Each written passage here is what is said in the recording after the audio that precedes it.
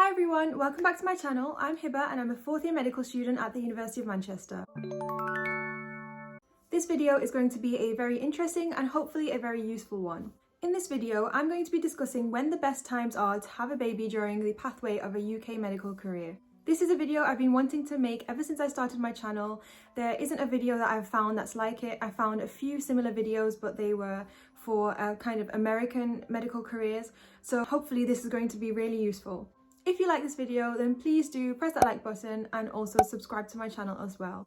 First off, I'm going to give a bit of a background about why I'm making this video and why I feel like I'm able to give you this information. But feel free to skip this part of the video if you're not interested in that. There are timestamps for everything in the description. I wanted to talk a little bit about why I wanted to make this video and why I feel comfortable to be giving you this information, because clearly I'm a fourth year medical student. I'm not a consultant. I haven't had many kids. I don't have that many life experiences or wisdom. So why am I making this video? The reason is I've been interested in finding out when the best time is to have children in a medical career for a while now. Personally, I've always wanted to start a family young and have children young, around in my mid-20s. I know nowadays, whether you're a doctor or not, most people are having children later on, which is absolutely fine. There's absolutely nothing wrong with that. This is just something that I personally wanted for myself, and I know there are many people similar to me as well. When I started medical school and I became acquainted with the training pathway, which typically is just year after year after year of set training steps that you need to take and complete. And also after speaking to a lot of young doctors, amongst whom there's this general notion that it's less usual to have children as a doctor at a young age, I started to feel like it might be a struggle to fit having children young into this career. After your 5 years of medical school and then 2 years of foundation training and then typically 7 to 8 years of specialty training, you'd be into your 30s, and for graduate entry students they would be even older. For me personally, I don't really want to leave it that long, but I also want to balance it with not ending my career before it's even begun. So I spent lots of time talking to different doctors, staying behind at lectures, asking loads of awkward questions about the timing of having children during a UK medical career, so that you don't have to.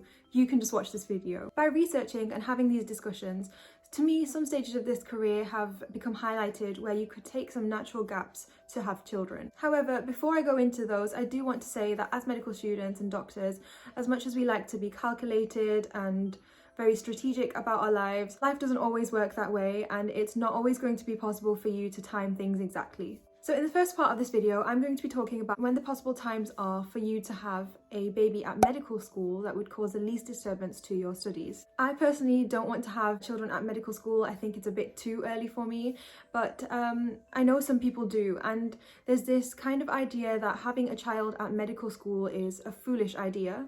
But from my research and from my discussing with people, I found out that this is something that really affects graduate entry medical students. Those students who have already spent 3 to 4 years on a different degree and they only start medical school in their mid to late 20s. For this reason, I don't think it's a foolish topic to discuss at all. I think it's completely understandable.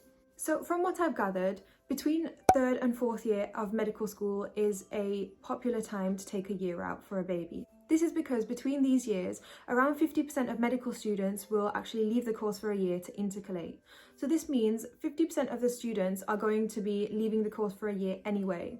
They're going to be leaving to study another course for a year, and you're going to be leaving to give that time to your baby and give that year to your baby. It means that when you go back, you won't really be having this feeling of being behind or the feeling of everyone else knowing each other and you being the odd one out, because a lot of the students will also be rejoining the course after a year away as well. Another time you can consider to take a year out would be between 2nd and 3rd year. This is because in most UK medical courses, this is the point of divide between the preclinical and clinical years. Preclinical years is when you're just studying at university through lectures, and then clinical years is when you're based in hospital. If you take a year out after your 2nd year, you'll have rounded off and completed all of the theory that you need to know before going into your clinical placements. You won't really have any kind of loose ends or be leaving anything midway, as would be the case if you were taking a year out after your 1st year, for example. You'll have at least done all of the theory work before you take the year out. And when you come back, you'll be getting used to adjusting to clinical placements as a different form of study, just like everyone else who will be starting their clinical placements that year.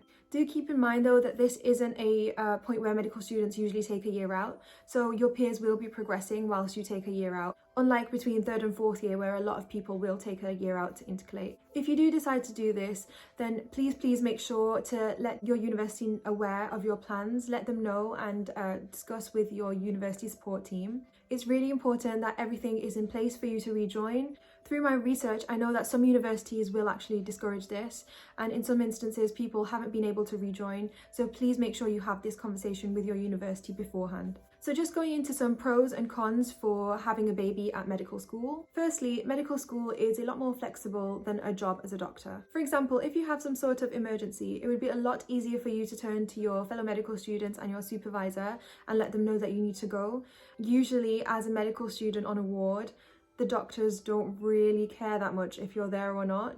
It's more of a self-driven kind of thing, a self-driven learning. However, if you're a doctor, it's going to be a lot more difficult for you to, for example, come out of a shift that you're supposed to be working. The flexibility of being a medical student means that you can probably spend more time with your baby as a medical student than a doctor who has finished their maternity leave. As expected, there are some cons for having a baby at medical school. Firstly, medical school is already really stressful with lectures and exams, and putting a baby into the mix will just make it more stressful. For this reason, most students that aren't graduate entry medical students won't really consider this as a time to have a baby, which completely makes sense. You'll have to work a lot harder to stay focused and on keeping up with the workload and passing your exams, as well as making sure you have enough time to give to your child as well. Remember, you don't want to just have a child just for the sake of having children early. You also need to be in the position where you're able to give them enough time and attention and love and care and all of that as well. Lastly, once you've had a baby, because it's so much responsibility and because it requires all of your time and attention, it can become quite easy for you to be persuaded not to rejoin university, if that makes sense. Once you have a baby in your life, it's extremely possible that your life could take an unexpected turn and for you to kind of sway from your career path. So if that's something that you think you might struggle with, if you think you'd struggle with going back to university after you've started taking the time off to care for your child, then do consider this before you take the decision. If you feel like it may be that you might not end up going back to medical school, then maybe wait until you're qualified to make sure you become a doctor and fulfill that dream before you have a child. So moving on to after medical school, but before your foundation years. If you don't want to have a baby at medical school, which most people won't, the next point for you to take a year out would be after you finish medical school and before you start your foundation year training. This sounds like quite a good time to take a year out and have a baby because you're free from the stresses of medical school.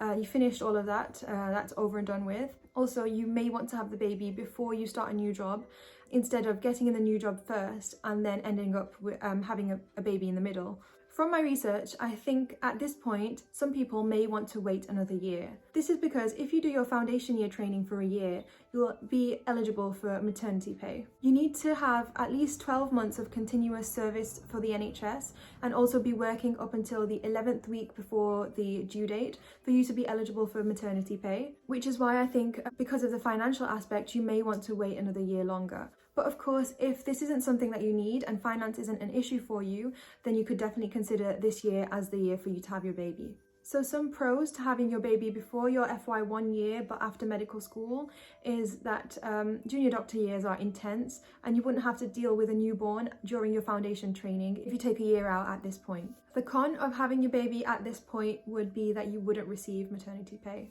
So next up, talking about taking time out during your foundation years. It's definitely possible for you to take time out between F1 and F2 and also anywhere between those two foundation years really. I feel like in a career like medicine, we've given ourselves set times to make sure we've done things by. So let's say by 25 and 26, we think we should have completed our foundation years.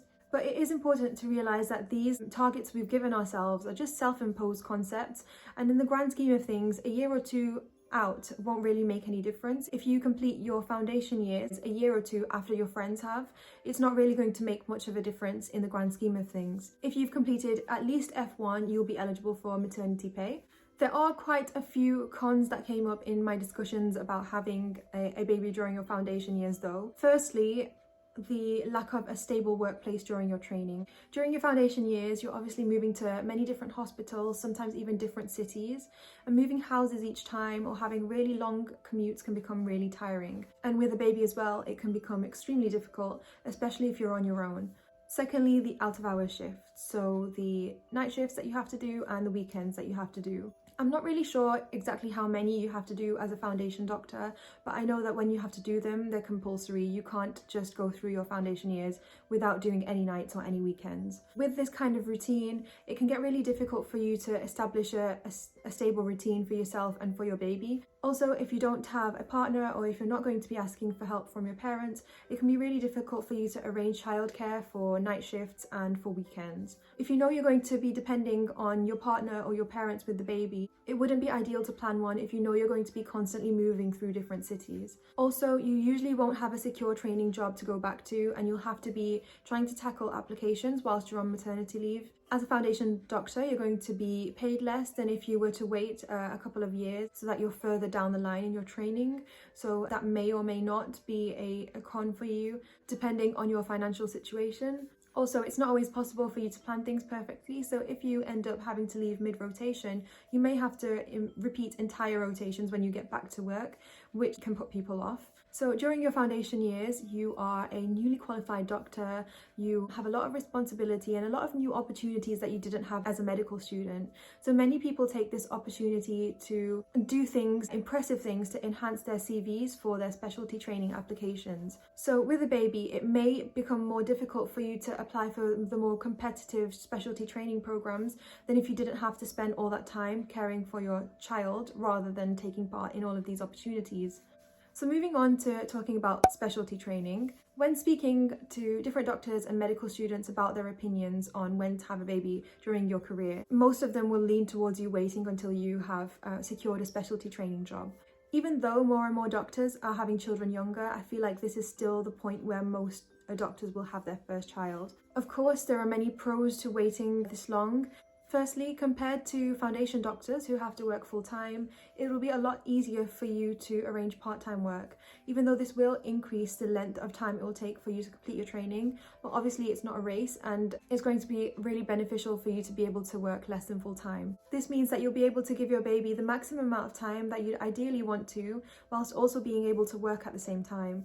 You'd also be better paid than a foundation year doctor, so financially you'll be more stable to support your child, and you'd also have the security of a training job to go back to. In terms of cons for having a baby during specialty training, this isn't a con for everyone, of course, but you'll usually be in your late 20s when you start a training job, and even older if you started medicine as a graduate entry medical student. On top of this, of course, it isn't known how long it will actually take for you to conceive, which is obviously the case no matter when you decide to, but for some people, this could be considered leaving it too late. Of course, apart from just considering where you are in your career path, you also have a lot of other factors that you'll need to consider, including how big you want your family to be, whether or not you have support or family or parents to help you out, whether you have a partner or at what point you establish a relationship with a partner, the flexibility of your partner's job, are they able to stop working for a while to take care of the baby whilst you continue your training, any income sources, and also what sacrifices you're willing to make. So I just wanted to conclude this video. As you will have realised, there are pros and cons no matter which stage you decide to have your baby at. Despite the title of this video, there is no one best time to have kids. At whatever stage you decide to have them, it will have an impact on your career, and not in a mean way at all, but it will be an inconvenience to your career in some way. What I want the take-home message from this video to be is that you can either put off having children until a bit later on when you feel a bit more secure in your career, or you can have them earlier and then start navigating through your training years afterwards.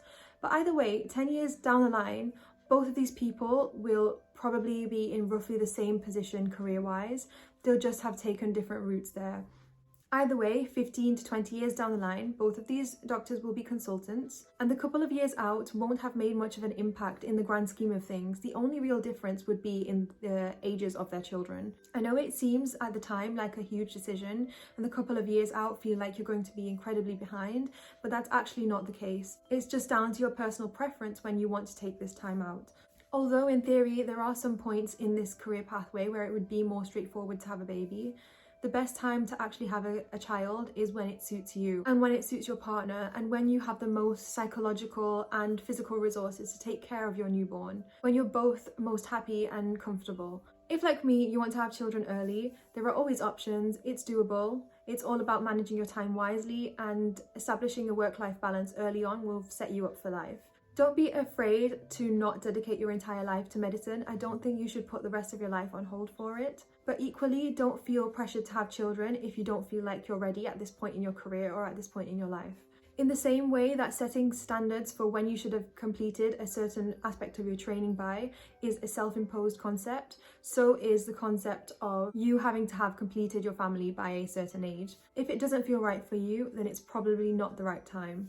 I hope that I've been able to break this down for you a little bit and presented it in a way that's easy to follow. I personally couldn't find anything like this. This was the video that I kind of wanted to watch, but there wasn't anything really made out there. That kind of gave me the pros and cons of what would happen really if I take time out at each stage of my medical career. I really hope this has been a useful video. If it has, then please do give it a thumbs up and also subscribe to my channel. It will really help me out. Thank you so much for watching, and I'll see you in the next video.